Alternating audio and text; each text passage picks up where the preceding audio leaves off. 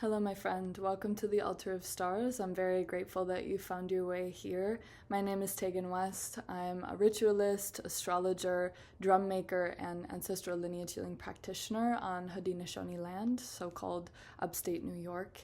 And my own ancestors come from Ireland, Syria, Lebanon, Sicily, and Anishinaabe territory in what is now known as Canada.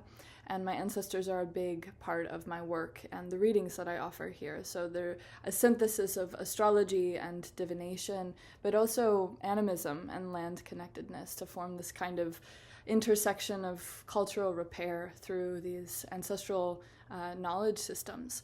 And so if you like what I share here, you can find my work over on SUBSTACK at the Altar of Stars, where there's a pretty big archive at this point of weekly astrology readings in the form of podcasts that I've been sharing for a couple years, as well as tarot spreads and different ancestral rituals for each of the Wheel of the Year holidays or the new and full moons every month. So find me over there if you're interested in going deeper.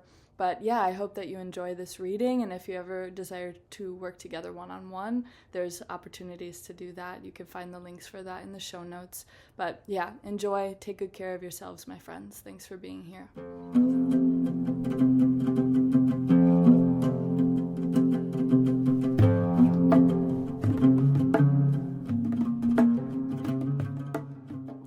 Friend, welcome back to the Altar of Stars. This is the week ahead reading for the week of July 26th, 2026. Wow, it's already the end of July. We're entering Lunasa, and the season of the harvest is already around the corner. I have so much I want to talk about this week that I will say this might be a longer one. One of my favorite things to talk about is the eclipse axis, and that's why I'm releasing this a bit early. We have the eclipse, the nodal axis, shifting signs this weekend to kick off the week ahead, which is major. I'm going to talk about that. But we also have a pretty major full moon, which I didn't even realize was all happening within the same week, within days of one another. And I'll just say this much. Barbados basket was all the rage. Of course it was intense. Like, yes, that. And also this week to follow it up feels like a pretty significant integration point. It feels like a pin in the map. In some ways, I feel that this full moon is doing the most in regards to helping us metabolize all that we just navigated. So I already can tell that I'm going to post the full-length episode for this one on both YouTube and Substack. If you prefer to watch me yap and see my face while I talk, that is going to be on YouTube full length. So welcome, buckle up. We've got a lot to talk about. And so just at the high level, I want to talk about the nodal axis shift, which occurs right at the beginning of the week, on Sunday, July 26th. And then it takes us into the full moon just a few days later on Wednesday, July 29th. And I'll say this much. The full moon is occurring in Aquarius. It's our last lunation before we enter eclipse season. And if you've been here for a minute, you've heard me talk about this before, but it's kind of the last stop before we get on a whole other territory of eclipse season, where it's like, if there's any ritual tending, if there's any loose ends to tie up or ways that you want to work with this astrology, that full moon in Aquarius is like our last stop on the train before we got to buckle in for a little while. And that is just my own observation, my own relationship. That does not have to be a law. It's not a law that you have to live by. It's just something that in my background in Vedic astrology has been very ingrained into me, that we don't do manifestation or ritual magical stuff under the eclipses because it's more likely to backfire. It's more likely that because the world is flipped turned upside down and ritual time space gets all warpy, it's not advised to do big ritual workings during that time. And if you're a practitioner and that doesn't apply to you and you love messing around in that energy, great, love that for you. I am more cautious, but I respect people that are like, that doesn't apply to me. Thank you very much. more than anything, like lean back into your guides and see what they have to say about it, you know. But I have a pretty deep relationship with Rahu and Ketu from my background in the Vedic tradition, and I've just learned the hard way. My life seems to go bonkers during eclipse season, and I'm not interested in understanding why. It just has historically been that way. I was born the day before an eclipse, so I think that might have something to do with it. But anyways, so yeah, the nodal axis shift, I want to talk about that at great depth and how it then factors into this full moon in Aquarius. Now, both of the things that I'm talking about are heavily emphasized in the Leo Aquarius part of the sky, right? We just entered Leo season last week, so our beloved sun is finally home in domicile. There's only one season of the year where the sun is at home, and this is it, my friends. So may we embrace that leonine energy, and may it be gentle with us, because the sun is about to catch up to all of the aftermath of Barbo's basket, right? And I want to speak to that for a minute. So Barbo's basket really perfected at the beginning of last week. It perfected around like July 20th, we'll say, which was last Monday. And I experience a perfected aspect between multiple planets to create a kind of impression in the field. So Uranus, Neptune, Jupiter, there's another planet, Pluto, of course it's Pluto. They were all at 4 degrees in this kind of Spider-Man meme where all of their guns are pointed at each other, like, oof, the standoff, right? And I feel that at least for like a week or two after a major event like that, there's a bit of an energetic impression in the field around that territory. So around 4 degrees of the air and fire signs. Now, mad respect to you if you have any natal placements close to 4 degrees of any of the air or fire signs. Because if that's the case, then you were getting especially mauled as you were like another recipient in that Spider-Man standoff that was getting really hit by that energy. And I say this because the sun is just freshly entering Leo, which means that it's going to slowly creep up to that 4 degree point in the Leo part of the sky where Jupiter was part of the basket.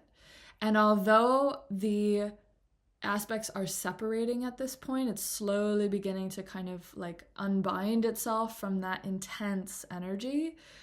I feel there's a little bit of an aftermath, like the impression is still in the field. And so the sun is about to come up to Jupiter, like catch up with Jupiter and illuminate that a bit. We'll talk about this more. I'm probably going to speak in spirals here because there's just so much going on in all of the air and fire signs. But the full moon that's occurring this week, in my opinion, is a pretty big illuminator, activator, integrator of Barbo's basket, in the sense that it's occurring at 6 degrees of the Leo Aquarius axis. So the sun's going to sneak up to Jupiter and the moon's going to sneak up to Pluto in the Leo Aquarius axis and activate the aftermath with a full moon on this coming Wednesday. That's important to me. Like when I sat down and I saw that, I'm like, oh, there's the actual like integration point of all the big energy that's been moving through. I really feel, I can't overstate, like this full moon in Aquarius, I think is going to be a pin in the map. Like it's a moment where, you know, whether you do some kind of ritual or just divination, like dog ear that page in your notebook to return to. I just have the sense, I don't want to be playing God here, but I do have the sense it's going to be a pin in the map. We'll leave it at that. So more on all those things, but let's talk about the nodal axis. So I love the North and South Node. I think that the mythology of them from the Vedic tradition is fascinating. There's a retelling that I have on my Substack of the Samudra Manthan, which is one of the stories in the Vedic pantheon that we see Rahu and Ketu, the North and South Node, personified. And we get a sense of their origin as asuras, as these facets of consciousness that function in opposition to the Deva principle, which is in service to the illumination of truth in our consciousness. And I think that how I experience it is that if the Deva principle is in service to remembering true yoga, true union in our nature, as being the many shattered pieces of the one, right? And functioning in coherence with the larger field of reality that is made real through harmonization and resonance, right? Like the resonant field, the dharmic urge to participate together in service to life, in service to creative will, right? That's how I experience the Deva principle. So the Asura principle would then be the opposite of that. It's what diverges from that. It can be quite destructive, manipulative. It can serve this kind of tamasic, like ignorance or shadowy nature that is not in service to creative will and life, as it were, to be very like vague about it. But we're and this, I want to say, is not about a battle of good and evil. And I unfortunately have to name this because these binaries that come very much from like a Christian worldview, of course, get conflated. But there's, in my experience, a lot more complexity to the Vedic cosmology that's telling us about the interplay, the dynamics between these forces that serve revealment and remembrance. And then, of course, the opposite end would be concealment and forgetting of our true nature. And the Asura principle, and my teacher used to describe it, it's like what allows us to over-identify with the ego. It allows us to kind of indulge in the patterns that keep us feeling separate and like forgetting that we are a many shattered piece of the one that can access the creative urge at any time to be in service to union and harmony and resonance with the larger field of reality. And so it's not just Asura bad, Deva good. They actually need one another. And this is something my teacher would stress all the time, is that you cannot have one without the other. This interplay, what it stretches us into within our very own consciousness, is what allows for creation to continue unfolding. It is the dance. It is the pulse of the Great Mother remembering and forgetting herself in all things. So it's not about exiling the asuras and cutting them out of our existence. It's about integrating them, right? This is the same way that the shadow gets a negative connotation. It's like, okay, well, the shadow is just that which has been cast out, or a product of what is obstructing the light. If we can see what exists at the center in our own consciousness, the stories, the narratives that we have running that obstruct the light, then we can start to remove, like the shadow is a signal. It's saying, hey, in your interplay, in your architecture and interiority, there's a dance happening at all times of that which is illuminating, which we might think of as pure awareness, and then that which is obstructing pure awareness or loving awareness from reaching all facets of your inner and outer realities. And so the shadow is signaling like this vital interplay that also keeps reality in motion. It's like Vishnu in his realm as the sustainer, falling asleep and waking up again. This pulse is the heartbeat. This pulse is that which allows reality to stay in motion. One without the other, we wouldn't exist. We would cease to exist. And so I love this mythology, and I recommend, if anyone's interested in this, to listen to the Samudra Manthan, either the one that I recorded on my Substack, I'll link it in the show notes, or someone else retelling it. But it's the way it was told to me. It's the transmission of that particular story where we see the origin of Rahu and Ketu, the North Node and the South Node, in their interplay. And now I want to say to this as well that Rahu and Ketu were once part of the same asura. They were once a singular being that tried to deceive the sun and moon, that tried to deceive Shiva and Vishnu and drink in the nectar of immortality, the Amrita. They tried to basically deceive the forces of creation to become immortal. And right as they're about to take in the Amrita, they're pretending to be somebody else. That's the thing about them, of course, is that they're disguised as a Deva principle.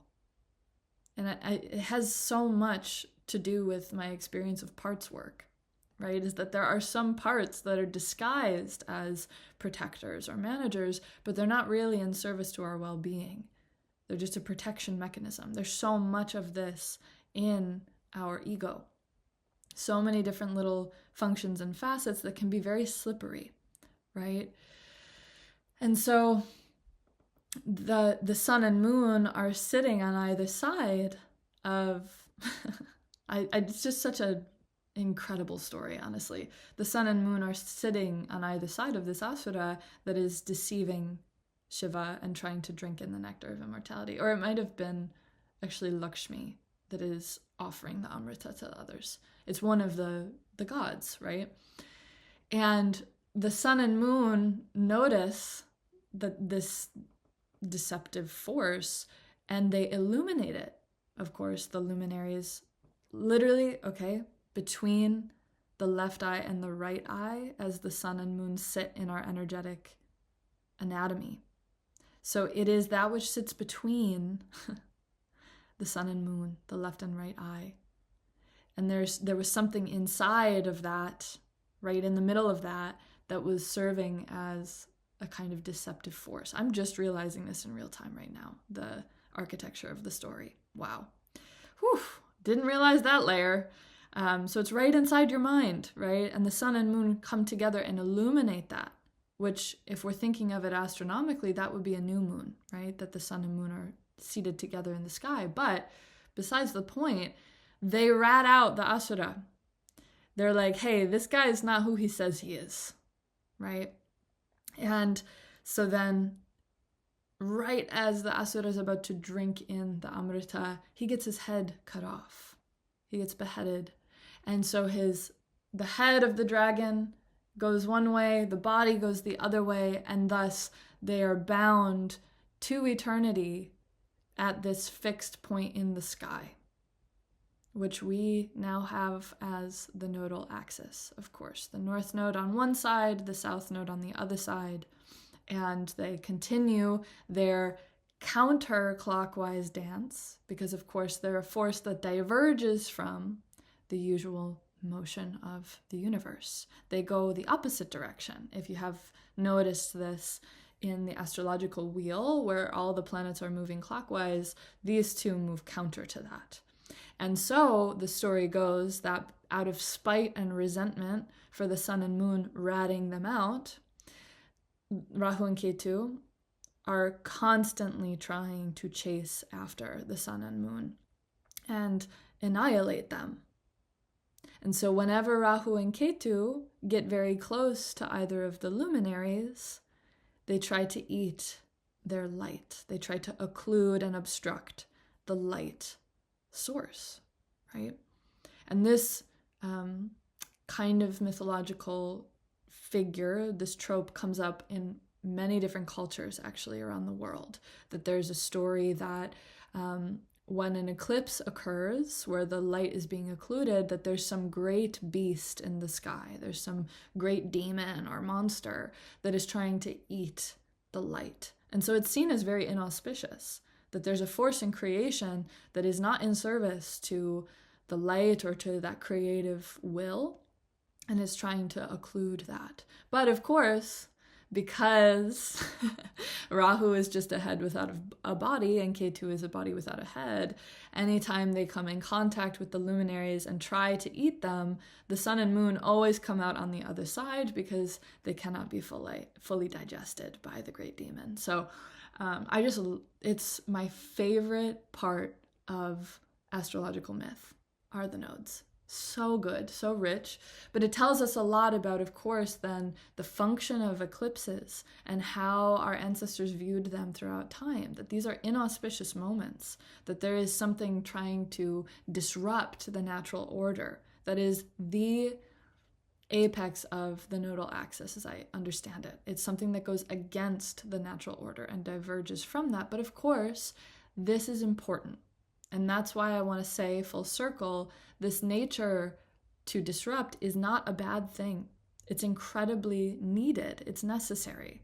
In all of the stories I've heard from Turtle Island and their own creation mythologies, there is always a character, be it the coyote or the little brother, which actually in Anishinaabe Moen, the name of coyote is the troubled little brother of the wolf. So there's always this interplay of a force that's in service to wisdom and creativity, and then its counterpart. And this dance keeps the world in order. There are offerings made to keep this balance. They're seen as different parts of one being.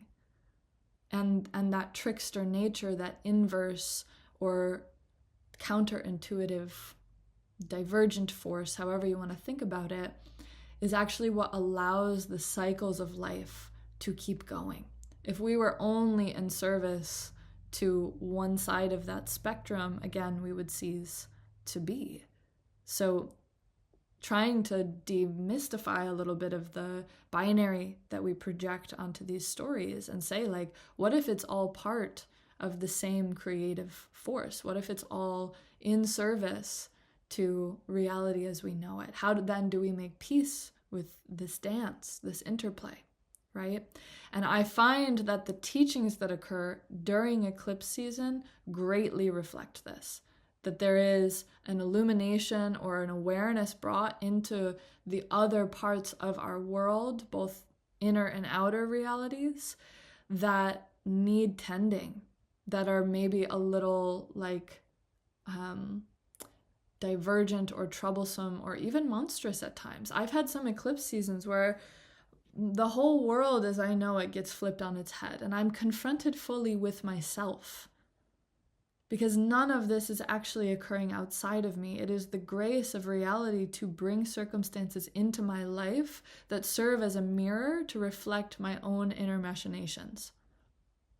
And if I point the finger outside of myself and think that I'm being punished by God, that the disruptive forces in the world are coming for me, and that I must be bad or unlovable because these disruptive circumstances are present, I miss the whole point. I miss that it is grace disguised as discomfort, waiting for me to recognize her within the circumstances, so that she can reveal herself to me and I can see that it's a force that's trying to help me grow and integrate the full spectrum of my being that includes both harmonic and disharmonic frequencies that I am working to synthesize throughout my walk. What generosity is this? That reality as we know it is constantly working in favor of our evolution, and that especially within moments of discomfort, those forces are most present. What if I saw all of the moments of rupture or pain throughout my life as also the face of grace, as something that was trying to help me grow? And that is not to romanticize our suffering. And that's not to say that, or like the martyrdom of like, oh, I chose this, I must have chosen this at a soul level. I'm not interested in those stories, but I am interested in getting curious with how we might not see ourselves as a victim anymore, when we're faced with trials and tribulations that might actually be in favor of us coming back into our seat of power and sovereignty. So that's my soapbox about the, the bastardizing that I see about eclipse season. If we think it's something to be feared, we'll totally miss the blessings that it's trying to bring, right? And I think that these themes around power and illumination and transformation, especially as it relates to our human circumstances, are especially applicable in where the eclipse axis is shifting into right now. So let's talk about that. Since January of 2025, for 18 months, the North Node has been moving through Pisces and the South Node has been moving through Virgo. For folks that are new to astrology, as I mentioned, the backwards movement, the counterclockwise movement, means that the nodes actually back up into different signs. So they start at 29 degrees and then they reverse it all the way through back to 0 degrees. So right now, as I'm speaking, this is a few days before the axis will shift. The North Node is at 0 degrees of Pisces and the South Node is at 0 degrees of Virgo. They back it up all the way around the wheel. And so on Sunday, July 26th, there's this fly in my space. It's so silly. On Sunday, the South Node will back up into Leo, 29 degrees. And then the North Node will be on the opposite side of the sky at 29 degrees of Aquarius. These territories are already active, Leo and Aquarius, because, as some of you probably know, Pluto has been in Aquarius since November 2025. And Jupiter just recently entered Leo. So these territories have been stirred and actually were both activated by the Barbo's basket transits. So the North and South Node then are backing up into realms that are ready and awaiting some stirring. And I feel that these themes, I just feel dynamics of power so present here. And I talked about it a bit last week or 2 weeks ago 2 weeks ago I talked about the implications of Jupiter being in Leo, and I would say also Pluto being in Aquarius as it relates to dynamics of power and visibility and performance, and the dynamics of internalized shame that then occlude the light of our awareness reaching all aspects of ourself, and exile, and that those are very much functions of empire and the overculture to internalize shame and in many ways internalize like a policing system where the panopticon exists inside of ourselves, and it's fortified by shame and exiling parts of us off to serve that ongoing deprecation of one's dignity. So if you're interested in hearing me yap all about that, it's 2 episodes ago. But I'm thinking about that as it serves to be a mirror for the Aquarius side of the sky, where Pluto is just totally trudging up all of the wounds of our culture, all of the dynamics of oppression and unequal distribution of resources and power, and who is seen as valuable in our world and who is seen as worthy of being protected, whose life is worth caring about. Like all of the unequal distribution of our attention and our awareness around what types of bodies, either human or other than human, are worthy of care and respect.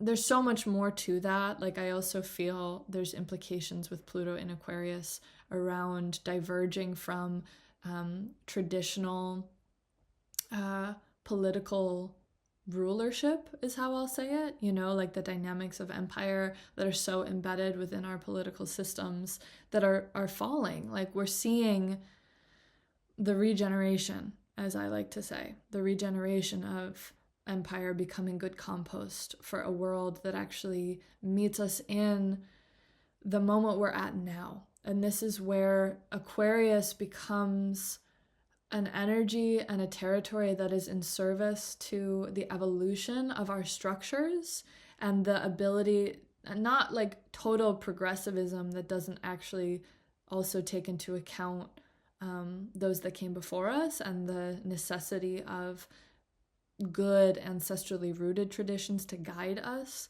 into the future, but that our structures that we shape our reality and our systems of leadership around are flexible enough to adapt to changing circumstances in our culture, and that we have the ability with each generation to learn from the mistakes of the ones that came before us and keep transforming those structures. That is the generative evolutionary gift of Aquarius as I experience it. Is like making room for reality to be reshaped, and also our architecture in how we relate to reality to be changeable and adaptive in those ways. So all of this, like that axis itself, I just see it as the real standoff in regards to what we're experiencing collectively right now. And there's a lot there also about optics. I'm deciding whether or not I want to speak about that right now. I mean, I would be remiss if I didn't just point out how much the technological age influences these dynamics. And Aquarius does have to do quite a bit with technology as something that contributes to the evolution of humanity and the world as we know it.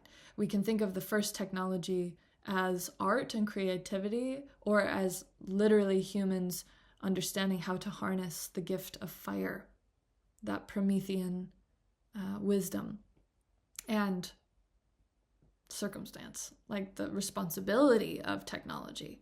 And this is something that I think gets lost on our heavily progress-oriented culture, is that we lose the parameters of tradition and responsibility that say, may we be in right relationship with our technologies, whether they're fire and or literal, like, I mean, it's all fire. Electricity, computers, phones, all of it goes back to the fire element for me. And so it's a continuum. It's like we have fallen out of relationship with a balanced dynamic in regards to humans using technology wisely and not allowing it to get too far out of hand. Like the story of Prometheus to me is a word of caution around our responsibility being given that gift, and that anything in excess, especially the fire element, becomes destructive, right? So this is at play here, and I see it in the way that maybe lends itself more to the Aquarian side of the axis, whereas the byproduct is what we're seeing on the Leo side of the axis, which I will interpret as the optics in our culture and visibility, performance, social media having so much to do with this kind of narcissistic self-referential quality that becomes like a holograph of itself. And people are in a position now to just be projecting images of the ego into the field.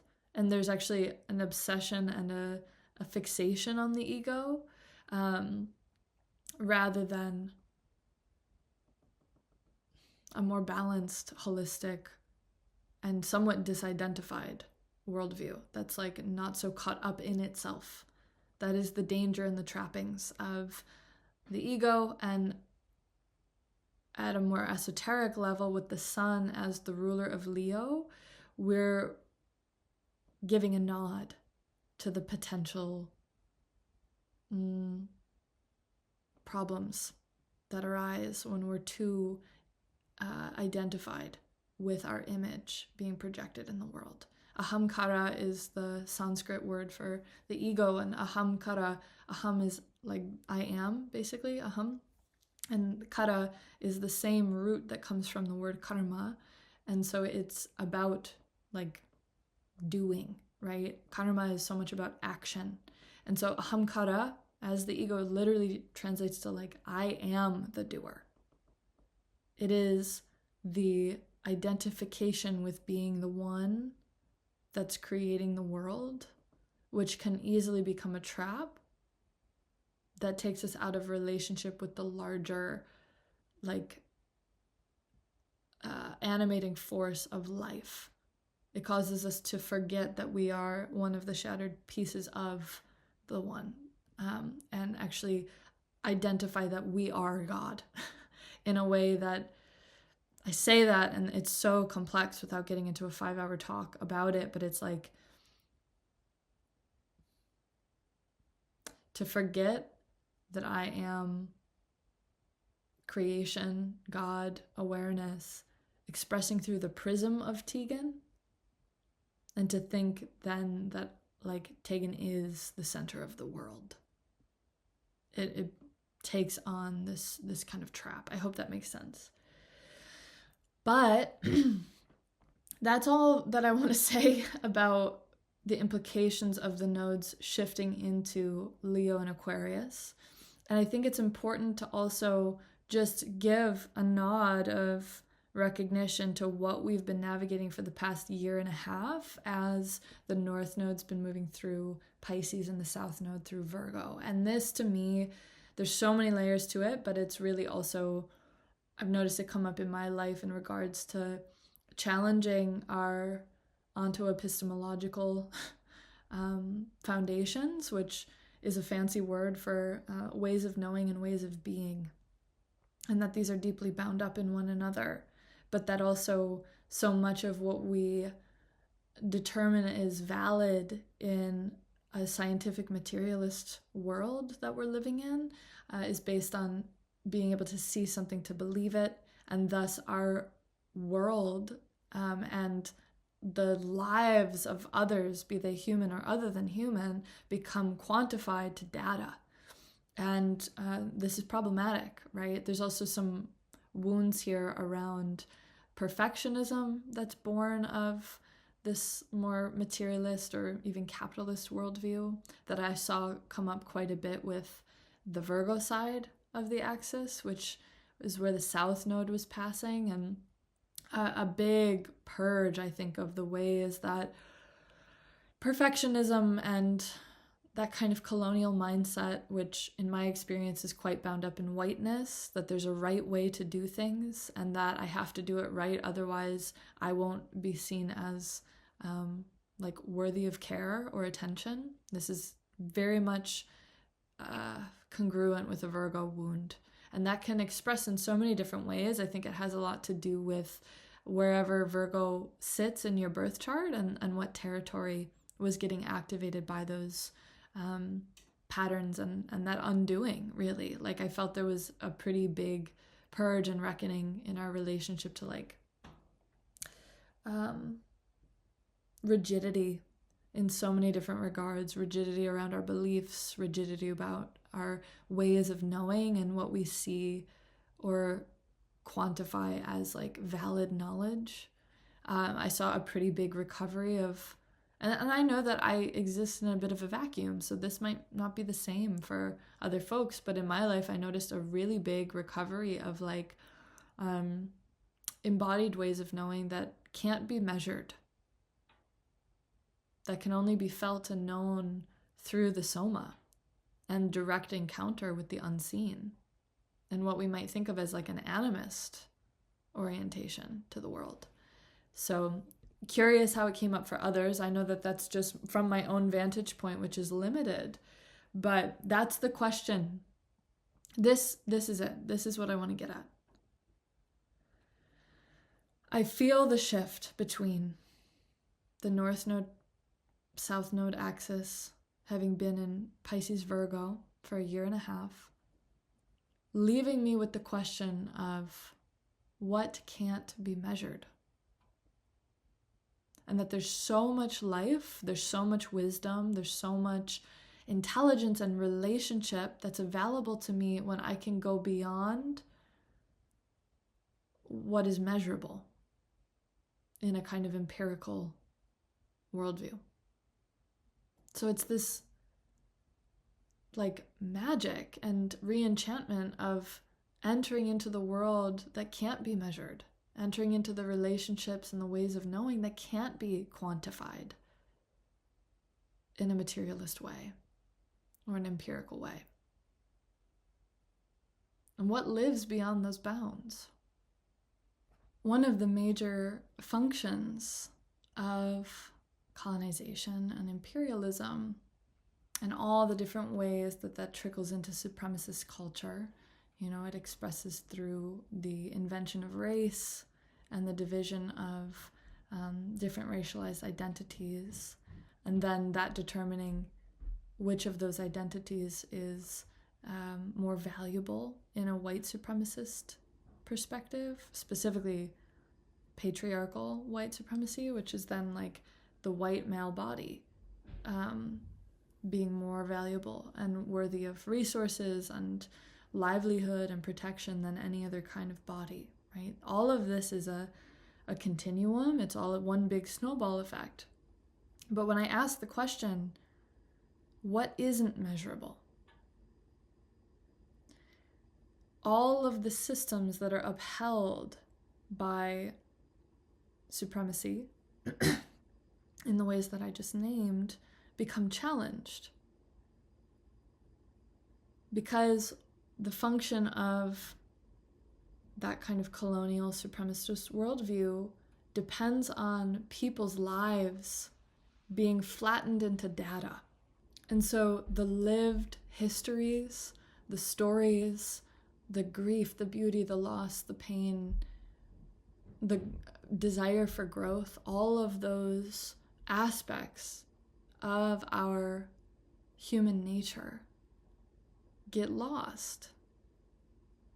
And people's lives, the rich complexity of a human life, gets diminished to data points and numbers. And this dehumanization then makes it easier for those peoples to be seen as disposable or less worthy of love and care and protection in the eyes of the systems that function through measuring data points.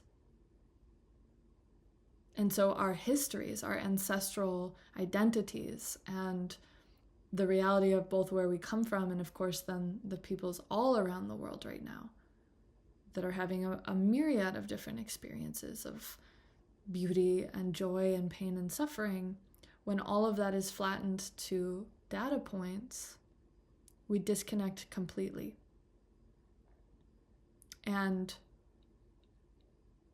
it becomes much easier to continue to participate in harmful and destructive behavior that upholds the systems that are currently in place.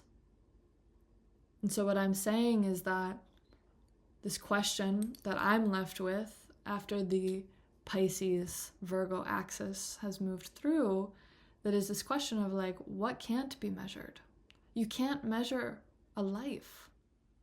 You can't actually flatten anyone's lived experience to numbers and erase our history if we're centered in the richness of our stories and the fullness of what matters there.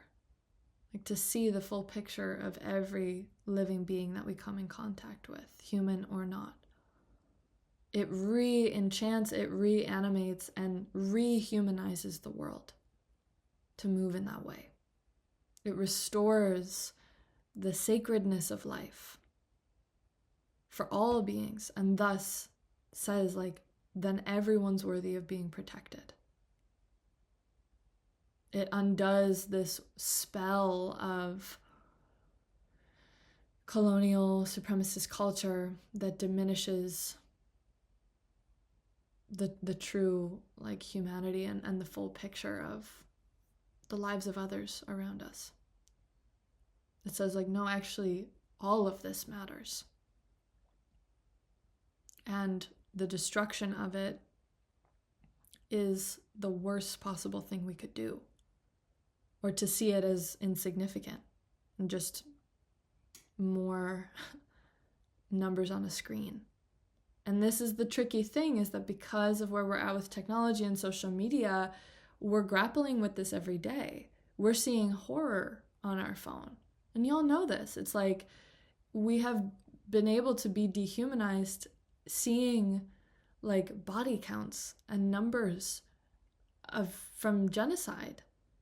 Every day we're being exposed to this. And because it's been diminished to a set of numbers on a screen, we're somehow disconnected from the humanity and the sacredness of each of those lives and their stories and the richness there.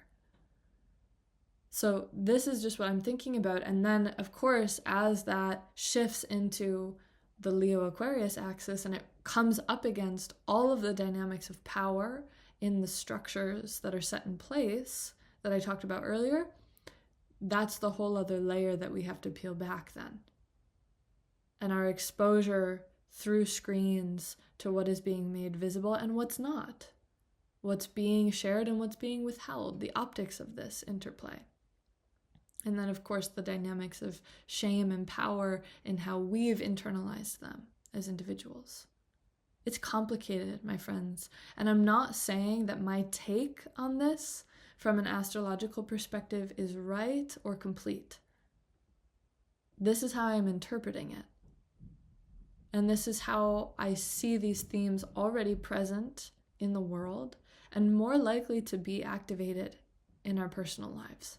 So that is my sense at a very wide scope, but I want to bring it down for a minute because I think then it's easy to get overwhelmed and be like, how does all of this apply to little old me, to my life? And gentle reminder that all of the dynamics of overculture are at play within our own consciousness. And I just wonder how the eclipse season scenario is going to illuminate that, like how these optics, how these dynamics are very much embedded within our own psyche as like a macrocosm or microcosm of the macro, right?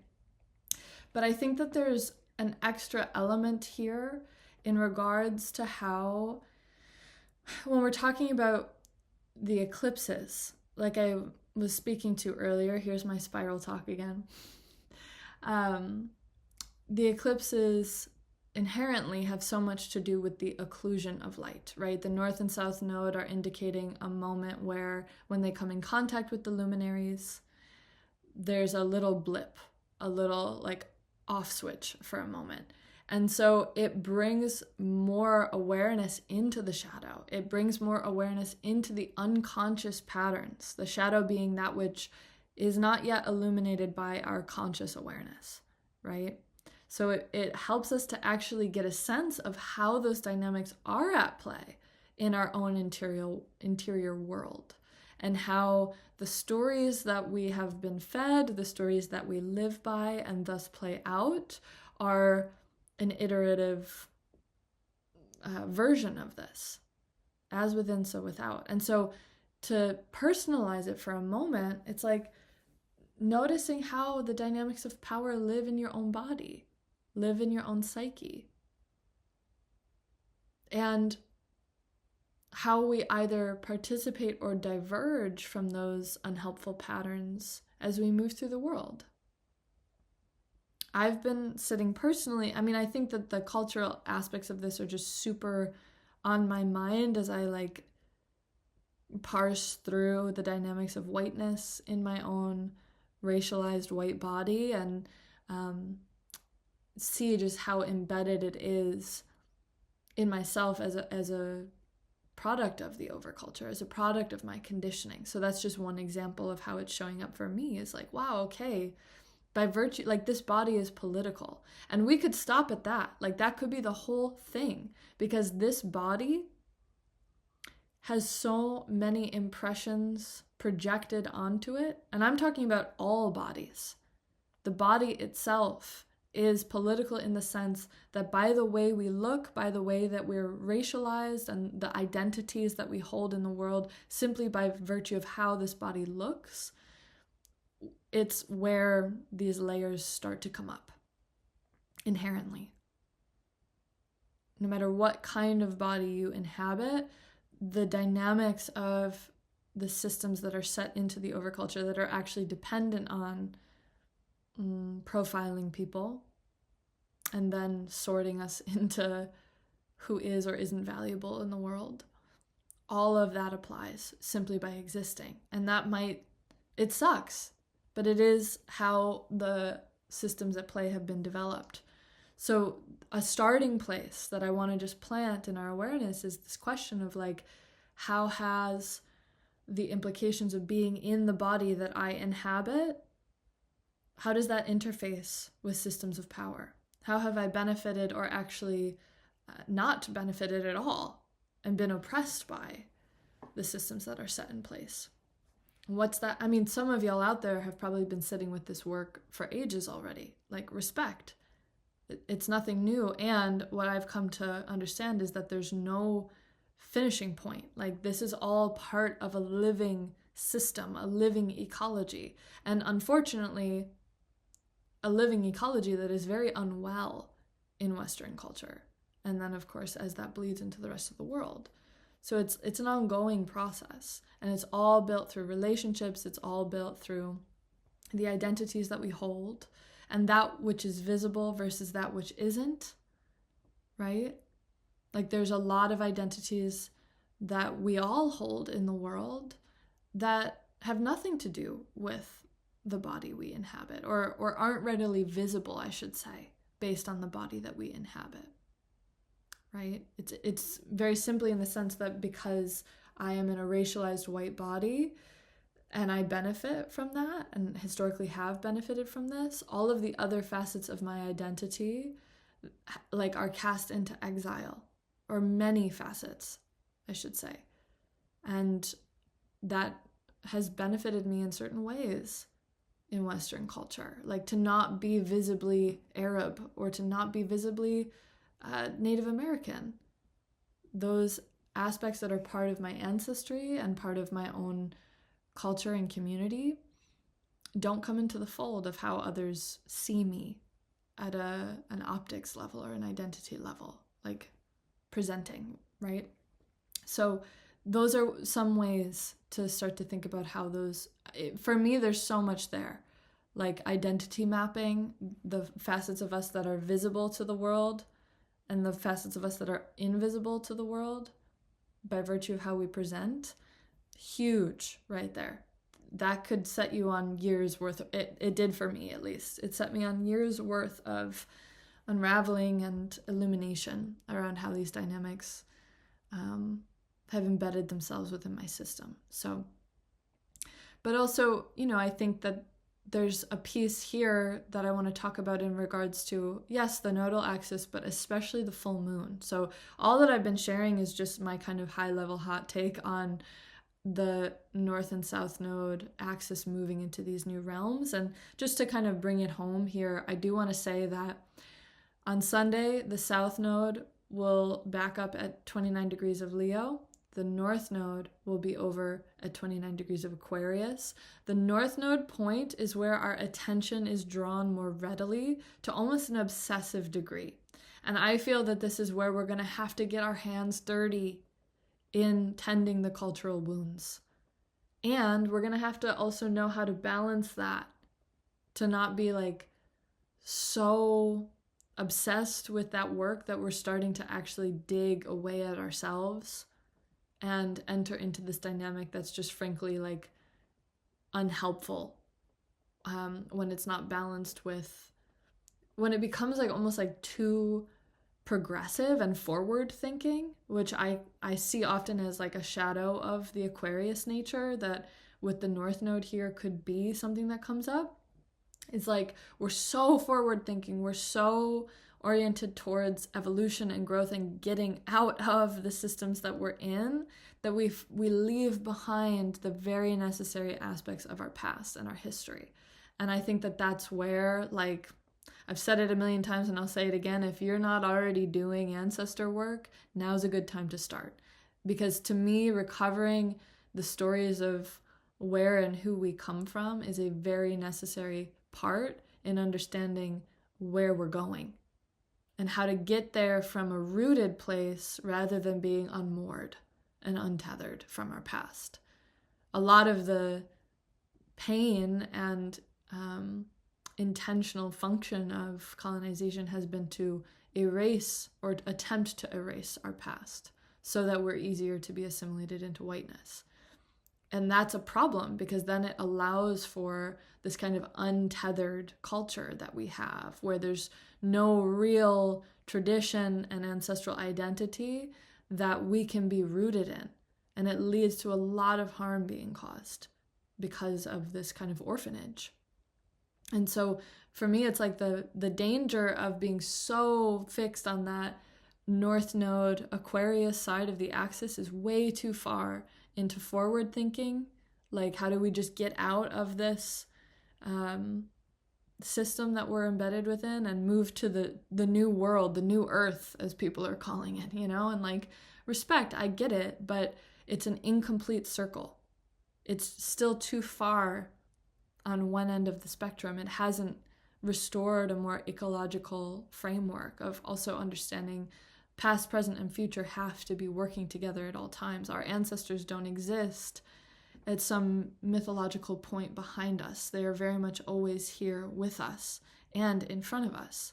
It's all the circle. For me, it's like the balance point is restoring the circle and allowing the systems that we're creating to reflect that circular model, where there's not like hierarchy or one seat of power in the center that everyone's in service to, but there's a more balanced ecological framework in how we're developing systems of power in general. And that's where then the South Node in Leo comes in, is like the shadow of power, the shadow of leadership and hierarchy, the shadow also of being obsessed with the image and projecting that kind of visibility into the world, and that's what is associated with power.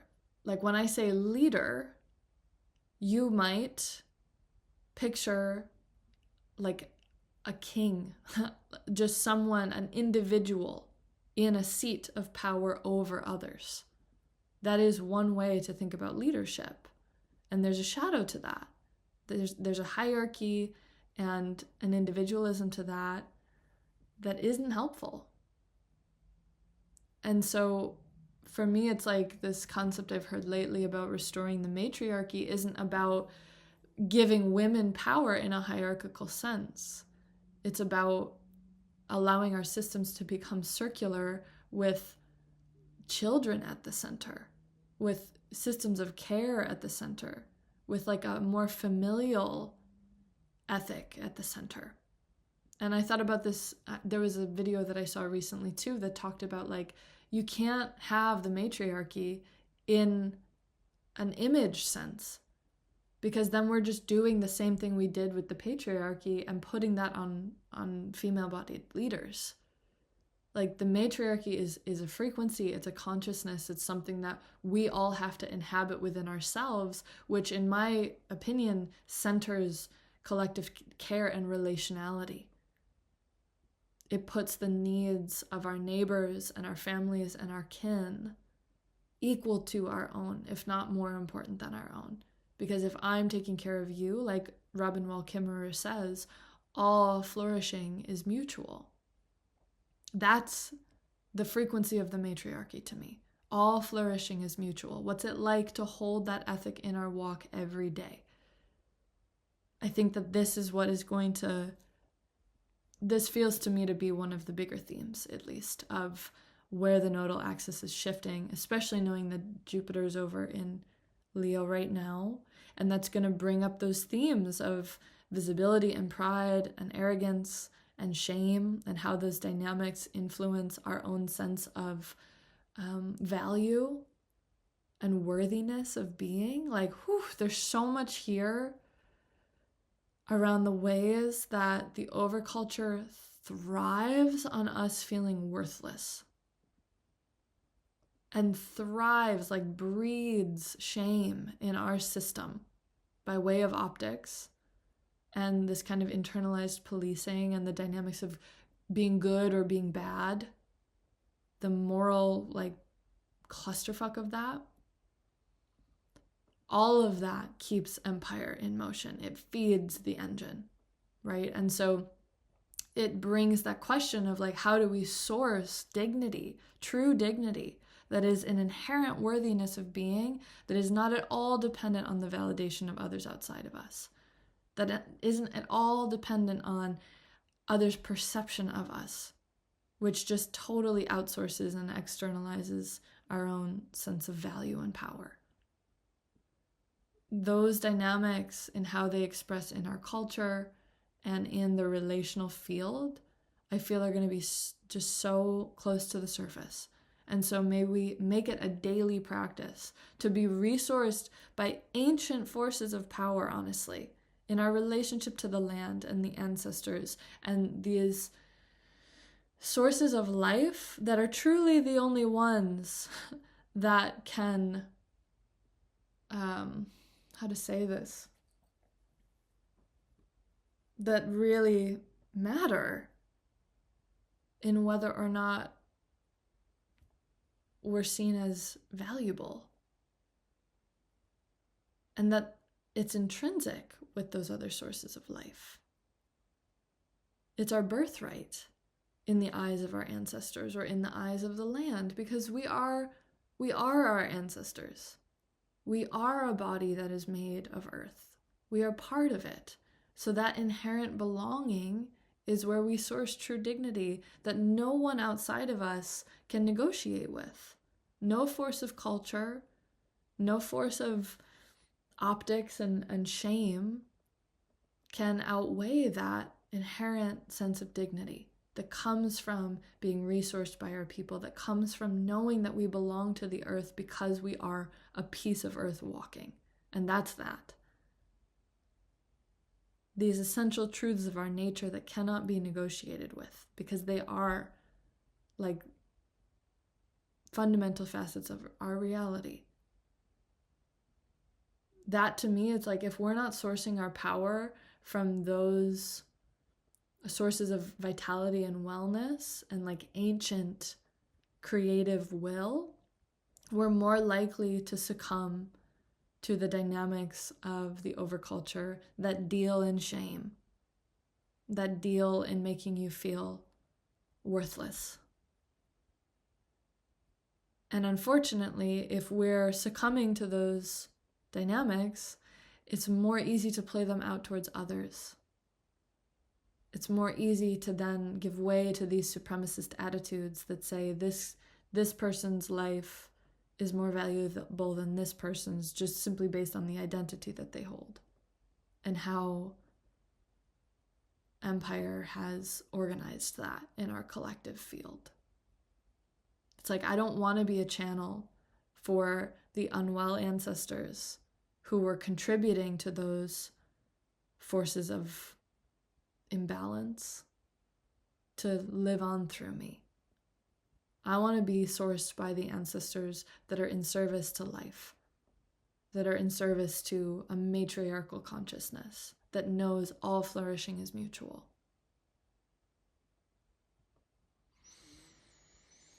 So that's what I have to say about that. This is already quite long, so I just want to end here on, nothing that I have already said doesn't just apply to the full moon in Aquarius. Like, I actually think, because of course the nodal axis and the full moon are occurring in the same places of the sky, the same places of our chart. And I think I'm going to try to write some rising sign activations here for that territory, because it's just going to be so big, and in some ways it's the apex of all of the other surrounding astrology. It's like, this is the hotspot, is the Leo Aquarius axis in our chart. All of a sudden it's very lit up, and then in a couple weeks from now we will have our first rodeo of eclipses in this territory. So it's very much here, right? there's a new moon in Leo 2.5 weeks from now that will be our first official eclipse on this axis. So the activation it's already here, right? But just so that you know this, and I mean, I'm going to try to post a ritual that perhaps has to do with like composting culture and composting supremacy culture and identity mapping for the full moon this week. And that will occur on Wednesday, July 29th at 10:36 a.m. Eastern Time. And so if you can do a little ritual there as a way to actually like prepare ourselves for this compost, it's probably a good idea to do so. The sun will be sitting conjunct Jupiter, so it's literally a Jupiter cazimi in the fold of the full moon in Aquarius. So the sun and Jupiter will be together over in the Leo part of the sky at 6 degrees, and the full moon will be over in Aquarius on the opposite side of the sky with Pluto. Whew, doggy. That is big. That is like shining the light into the shadows of how all of this runs through the machinations of our own consciousness as a mirror for the collective psyche. May we let it move and let the rage move, let the grief move, let yourself lean back into the support of your people that know how to do this, especially the wise and well ancestors that are well prepared to help move this through. And lastly, I just want to say that if you have any signs in the fixed, if you have any placements in the fixed signs, so Scorpio, Leo, Aquarius, or Taurus, my friends, this is an important time for you, especially if your rising sign is a fixed sign. The activity of these transits is on your chart angles. It's on very formative parts of your life path and the unfolding of how you're participating in the world as we know it. Looking at you, all my fellow Scorpio risings, but also my beloved Taurus risings and Leo and Aquarius risings. I know a lot of y'all. I'm thinking about all y'all. It's a big moment for us fixed sign walkers. And the implications of eclipse season become very personal. They come into our relationships, they come into our home, they come into our work. They come into our dharma in many ways. And I don't use that word ironically. It's like, this is fundamental building block stuff that these eclipses are activating. So we're in it here for 1.5 years till 2028. This is the curriculum, everything that I just spoke about. It's a good moment to get yourself resourced with the land, with the spirits, with the ancestors. Because so much of what's coming up for fixed signs is very formative in that way, especially, again, if you are a rising fixed sign. Leo rising, Aquarius rising, Taurus and Scorpio risings. Huge, monumental aspects getting turned over in the soil. So may it be gentle on you, and may you be gentle with yourself.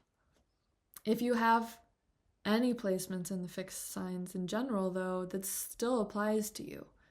And especially for those of you that have a lot of air and fire in your chart, like, damn, my friends, respect.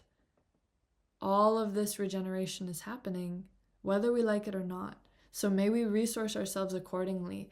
And, I just want to sum it up in saying, like, being hard on yourself isn't helpful.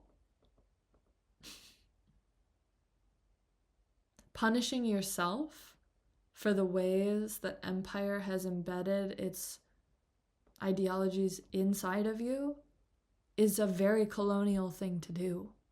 It's actually doing the work. It's doing the inner policing that I was talking about for you. And that's the trap of this like weird, am I bad, am I good, perfectionism. Do I do it right? How do I do it right? How do I do all of this right? If you're asking yourselves those questions, please stop.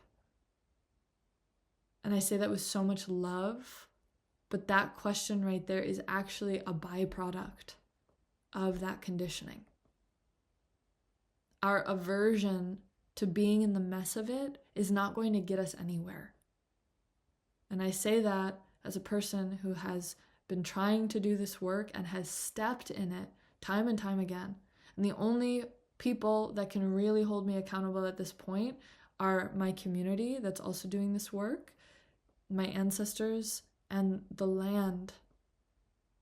Those relations that live beyond empire, that live beyond what is measurable, that know only relationship, like true relationship, where we're taking care of one another, where we're trying to protect one another's dignity.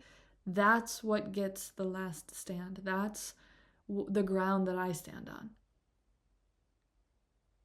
And it requires a refusal to be shamed or to be told that being in the mess of it is doing it wrong, or that you're bad for messing up. We have to get over that shit. We have to get over that. Like, I just feel that's so strong. Because if that's what we're allowing to have the weight in how we're navigating like this compost of supremacy culture and of empire, we're not going to get very far if we're letting that have a say in how this has to be done. We got to get messy. We have to get over ourselves.